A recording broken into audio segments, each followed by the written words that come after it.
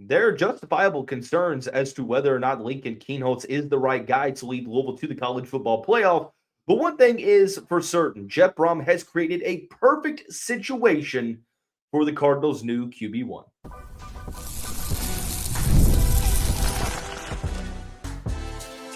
You are Locked On Louisville, your daily podcast on the Louisville Cardinals.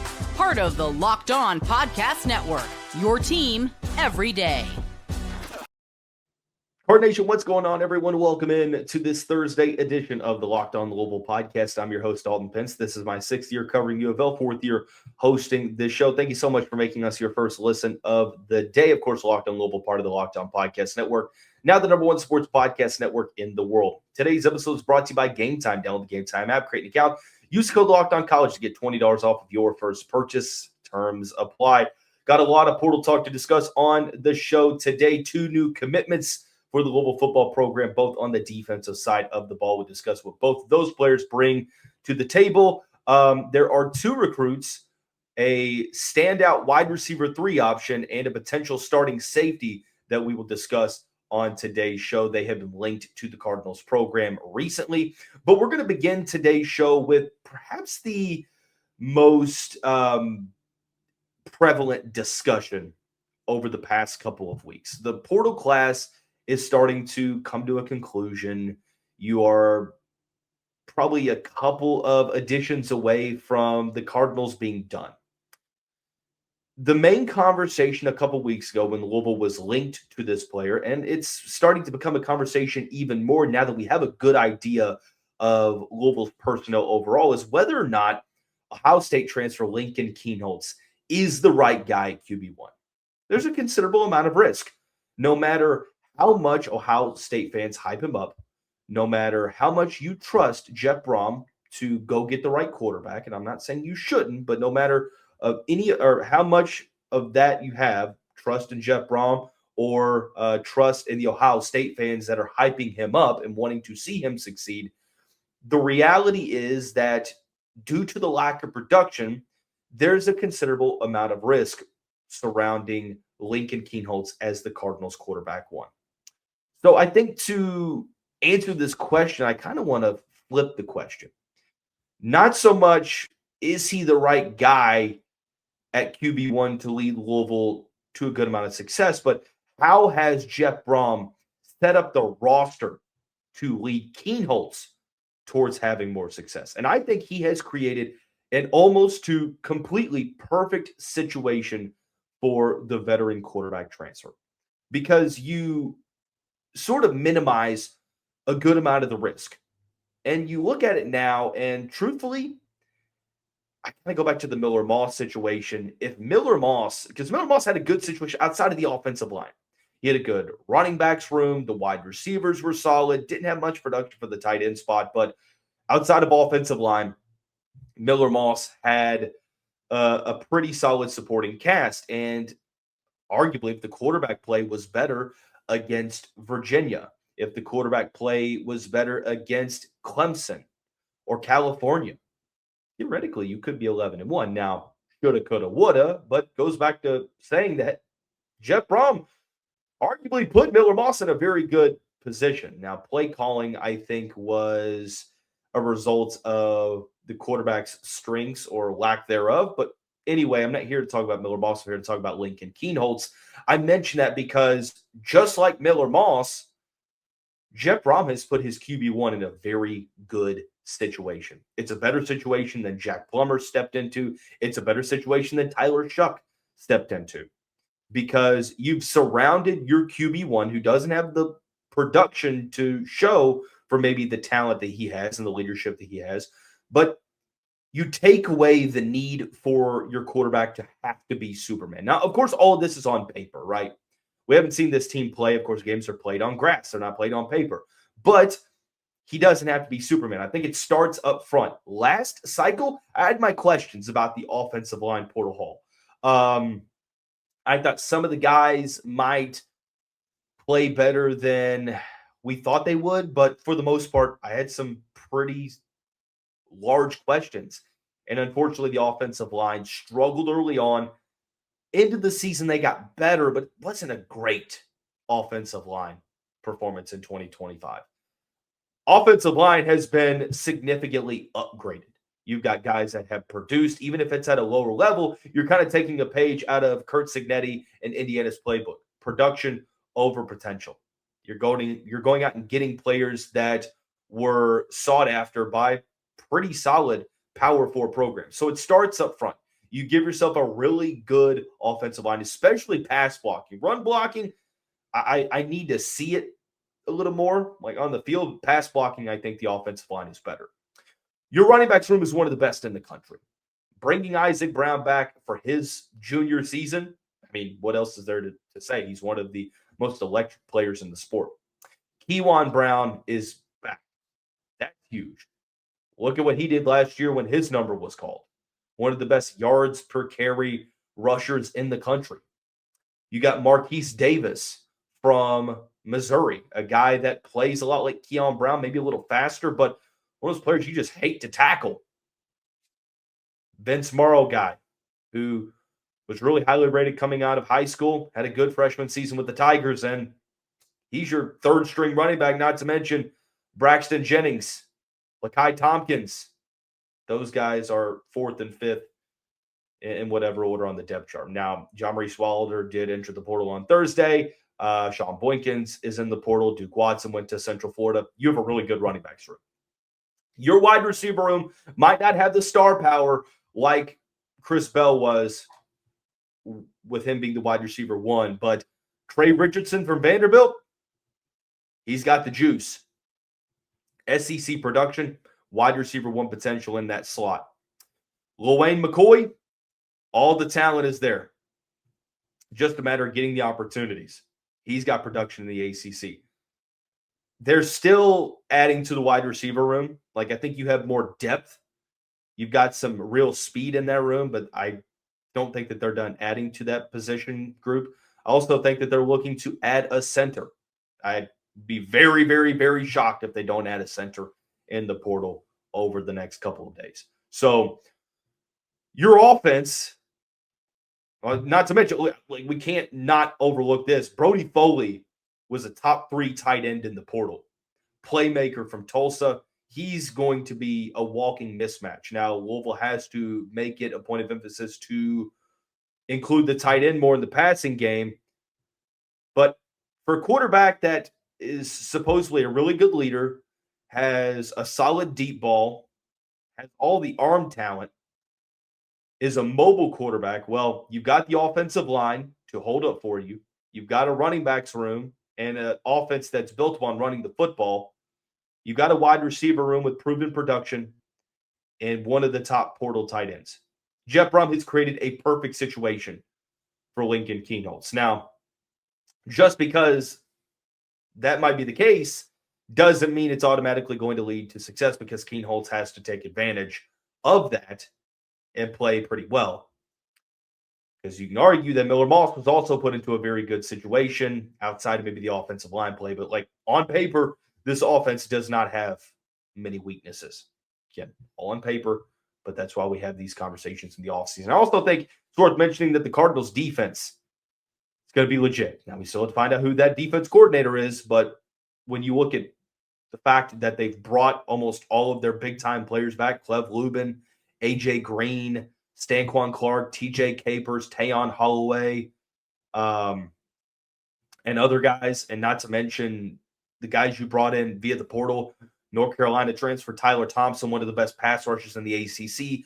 Cohen Entringer, starting all Big Ten level guy from Iowa. Like, your defense personnel-wise is going to be very solid too.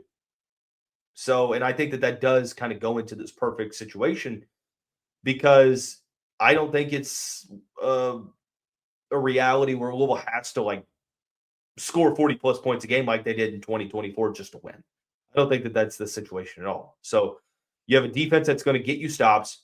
You've got proven production all over the field. I look at this, and again, we're trying not to overreact, but this is a perfect situation for Lincoln Kienholz. And before we move on to some recruiting updates, miss me with the portal rankings, BS. I don't pay attention to them, especially not 24/7 Sports portal rankings. when you've seen multiple instances of a guy randomly rising or significantly dropping because of where he commits, it shows me that rankings are political. And I think rankings are based more so on like clout and high school rankings more so than they are proven production. So if you want to flaunt portal rankings all you want, cool, go ahead. I don't care. See what Indiana's doing and get back to me on that. So I don't care who the portal king is. Get players that fit what you're looking to do and build a good roster with guys that fit your system. So I think Lincoln Kienholz is stepping into a perfect situation here in the Derby City, but Louisville's not finished yet. There's a second wave of portal guys. Louisville's gotten 2 commitments that we'll discuss at the end of the show, but there are 2 players that they are linked to that could definitely help the ceiling out for this team. There's a wide receiver and a safety that I want to discuss. We'll do that when we come back. Don't go anywhere. You're tuned in to Locked On Louisville, covering your team every day.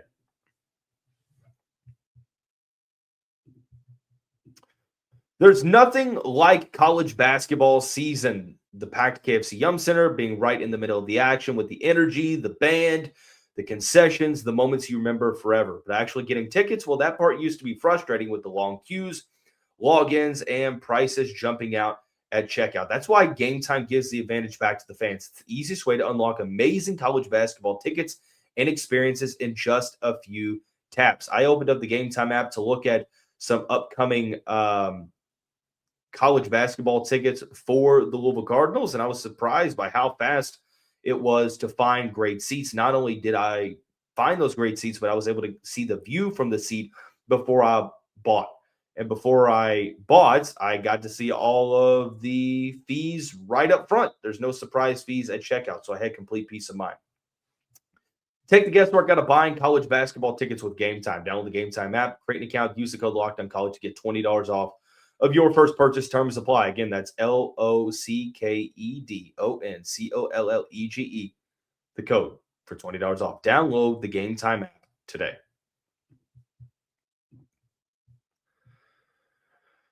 Carnation, I know I've mentioned this a couple times, but the urgency is here. First off, thank you so much for making Locked On Louisville your first listen of the day, and thank you for making Locked On the #1 sports podcast network. But you need to join the new Everydayer Club. For starters, you get access to an ad-free audio feed for Locked On Louisville. Some have complained about all of the ads out there. Well, you join the new Everydayer Club, those ads go away. And you also get an invite to the members-only Locked On Everydayer Club Discord server, which includes a group chat just for the listeners of Locked On Louisville. So go to lockedonlouisville.supercast.com or tap the link in the show notes to learn more. We're continuing the transfer portal conversation. Louisville, it's still to be determined as to how many players they're going to take. More Cardinals are entering the portal, so that number changes. It's still to be determined on how much money they have to spend in the portal still left, but they're going after some guys be difference makers. There's 2 in particular that have been linked to the Louisville Cardinals over the past 24 hours. One is a wide receiver, one is a safety. The receiver is Elon star Isaiah Furman. Isaiah Furman has played 2 seasons with the Phoenix. His first year, 3 catches for 28 yards and a touchdown. 2025 was a breakout season. He played with Landon Clark, a standout FCS player at quarterback, and Furman ended up recording 46 catches, 907 yards, 9 touchdowns, 19.7 yards per catch. 6'4", 192 pounds. At the moment, one thing that Louisville is missing in their wideouts room is that size to be able to go up and high point the football and win those 50-50 battles. Isaiah Furman has an incredible catch radius. He's able to do just what I said, win the 50-50 battles, win those jump balls, high point the ball at 6'4". He's got that athleticism. I'd like to see what the speed numbers look like in the Power 4, and that's the main concern here with Furman is how does this level of production translate to the Power 4? We kind of go back to that thought process of production over potential. How much do you value over the other in certain situations? And I think it's been very case specific for Jeff Brohm. But Furman, with 2 years, maybe even 3 years of eligibility, I got to go back to the 2024 numbers on how many games he appeared in 24. He appeared in 2, so he's got 3 years of eligibility remaining. Louisville's already got a wide receiver 1 and 2. So if you get Isaiah Furman to be your wide receiver 3 and he gives you a different wide receiver profile than what you have, I think that would be huge. It seems like Kentucky was in the mix for him, and he visited Louisville either yesterday or today. Now he's supposed to be visiting Clemson, so we'll see what he ends up doing. But the size, the production he had as a sophomore, just his breakout season in 2025 intrigues me, because I wonder, how much more is there with his ceiling? Like, is he a guy? Because when I watch him play, I wonder, is he a guy that has the skill set that's going to succeed regardless of the level that he's playing in? Maybe he's a diamond in the rough guy, because there's multiple players every single year that transfer up and they play well. Maybe this is off a little bit, but when I watch Furman's highlights, he gives me like Mike Williams vibes from Clemson. He's a little bit taller than Mike, not as strong, at least in terms of the frame, but the way he's just able to dominate and use that size to his advantage, he's a walking mismatch. I would love to see him as the Cardinals wide receiver 3. I think that he's one of those guys like, okay, go out and get him. Because after McCoy and Richardson, there's a whole lot of question marks. So you need to find someone that maybe has the ceiling that you can be able to help him reach and develop him into reaching. So Isaiah Furman is one player that I'm really intrigued about. The other player is a defensive guy. That's Mose Phillips III. Now, 6'2", 200-pound safety from Nashville, Tennessee, played last year at Missouri. Well, this past year at Missouri. Had 5 tackles. He had I want to say it was 150 defensive snaps. Didn't play too much, but according to many Missouri reporters, if he stayed in 2026, he was going to be in line for a potential starting role. Now, Mose Phillips didn't have a great year this year, but what makes me feel like he could transfer to Louisville and play well is because he's got the ACC production.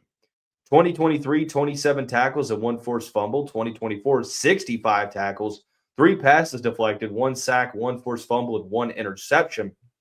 So if you're looking for defensive back help, specifically safety, why not go get a player that has succeeded in the ACC? Tim Thomas, who is, I believe, someone plugged into the Virginia Tech scene, he put out a tweet earlier today on Thursday saying that Mose Phillips is hearing from these schools, and Louisville is one of those schools. I don't think that it's something where Louisville is going to cast a huge net at the moment. I think they have a couple of guys targeted, and maybe whoever ends up committing first gets the spot. But you need a penciled-in starter next to Cohen Entringer, who's going to start at strong safety. Now, something intriguing here is the versatility.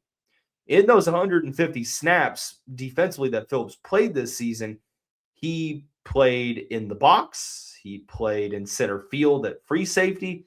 He also played at the star spot, which is the one that if Louisville were to remain with the 4-2-5 base defensive package, that's the spot that is held by Antonio Watts. Now, Watts is probably going to be backed up by UCLA transfer and familiar name Ben Perry. But it does give you some insurance in terms of depth that you have a guy that can play in different positions in the defensive backfield. That helps out. It just gives you more insurance if injuries were to happen, say, knock on wood, hypothetically Cohen Entringer were to go down. Well, then you could feel better about sliding Mose Phillips into that spot. Or if Entringer is healthy, he's your starting free safety. Well, what happens if, knock on wood, Antonio Watts gets injured? Then Phillips can maybe slide down to that star role. You see what I'm saying? The versatility is a huge luxury here because you have different positions that you can deploy him at within the Cardinal secondary. So I think adding these two players, let's put it this way. I think Louisville taking swings in the portal at the moment, got to define what that is. Is that going out and getting a top transfer? I don't believe so. I think it's getting a guy that is really good at doing a certain thing, like being a wide receiver 3 or being a good free safety. Maybe they're not one of the top players in the portal, but we go back to not caring about the portal rankings. Trust what you see on film. Trust what you see on the field. Trust who you see going after that said player. So adding Isaiah Furman and Mose Phillips, I think, would make Louisville that much better because it gives you a solid wide receiver 3, gives you the Antonio Meeks replacement, but it also gives you a projected starting free safety, one that you're looking for. So the Cardinals did make 2 additions over the past couple of days. Both guys, I believe, are going to be depth additions. I see the vision from the Cardinal coaching staff. We'll break it down when we come back. You're tuned into Locked On Louisville, covering your team every day.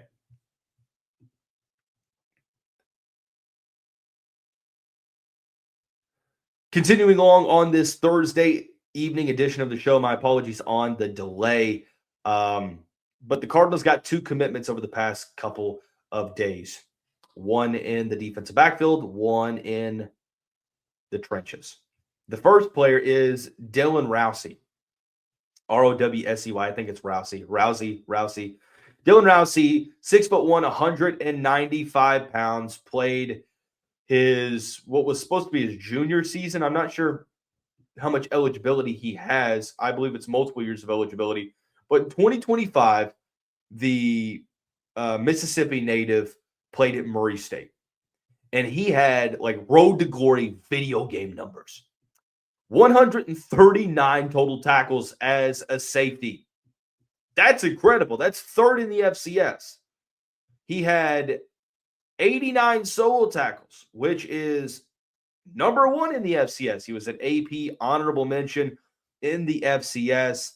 He also had 1 sack, 2 forced fumbles, and 2 interceptions to go along with 1 pass deflection. 6'1", 195 pounds. I've been led to believe that this is a depth addition that's going to help fill out the 2 deep, give you some more options in the secondary, primarily at the safety spot. Again, production over potential. Did you think that those players that Curt Cignetti brought over from James Madison or other players that he got from the FCS level were going to rise up and be key pieces on a potential national championship undefeated squad? Probably not the only ones. But I'm okay because I'm okay with this level of addition because you've gone out there and you've got your difference makers. Not every player you bring in is going to be an immediate contributor. I don't think you have like the budget to go out and just get 32 star level guys. You have to get guys that you watch on film and say, you know what? This guy's got the traits that we're looking for. He's got the skill set. Let's take a flyer on him. He's playing safety. We're going after some other guys. Conan Tringer's already in the fold. Why not take a guy like Dylan Rowsey who had just like there's standout and then there's like elite level production. That's what he had in 2025. If it doesn't work out, then no one's the wiser. However, if it does, you look like geniuses. So I'm okay with adding more numbers to the secondary because you need it, but also taking a flyer on a guy who's probably going to be a really good run defender if he sees the field in a regular capacity. I have my questions about him in coverage. Seems like I wonder if he's going to be a brief step too slow against power 4 competition, players that are faster. But I mean, watching this guy play, it's just like road to glory mode. The guy is all over the field, 139 tackles as a safety. You can use him in different ways. I'm really excited to see what Jeff Brohm has planned for Dylan Rowsey. The other player that Louisville added, and this was on Thursday evening, is Joshua Donald. Joshua Donald is 6'2", 320 pounds. Donald played as a nose tackle for Southern University in 2022 and 23, and for Appalachian State in 2024. Now, in those 3 years, he saw increased production with each passing season. In 2024, 32 tackles, career high. He had 3 sacks and 1 forced fumble from the interior of the defensive line. Now, here's where things get interesting. He went into the portal last year and committed to Houston. And he didn't play for Houston this year. And I can't find why, whether it was injury, but there was a Twitter post. I don't know the validity to it, so don't take this as gospel or saying that I'm the one saying this. I'm just reciting what I saw, is that he stepped away from the program in the summer. Don't know what it was about. I don't want to speculate because I have no clue. But Donald is the 5th interior defensive line addition for the Cardinals. Remember what we've said a couple times. Last year, in 2025, last season, you had a room that stayed healthy, and that's great, but they didn't have a ton of depth. 2026 coming up, you lose 2 of those starting interior defensive linemen. You lose Jerry Lawson to the portal. You lose some other players, and now you have to completely revamp that room. So you've gone out and gotten some guys that I believe are going to be really good. Jared Smith from Kentucky, and some other guys are going to be able to fill in. But I think Donald is a depth piece addition. He's a guy that you are hoping can come in and maybe be the Rene Conca in 2026, where the production didn't match what you saw in film, and you believe you can get the most out of him. And there you go. Mark Hagan is no longer the defensive line coach. That's something that I'm focusing on. Don't know who the defensive coordinator is. So are you running a 4-2-5? Are you going to run a 3-4 where you have a nose tackle? Is he going to be a 3-tech? What are you going to be? What are you going to be going with in terms of scheme? Now, Louisville doesn't historically use a ton of nose tackles or they haven't in Jeff Brohm's tenure. But with Donald, maybe so. 6'2", 320 pounds.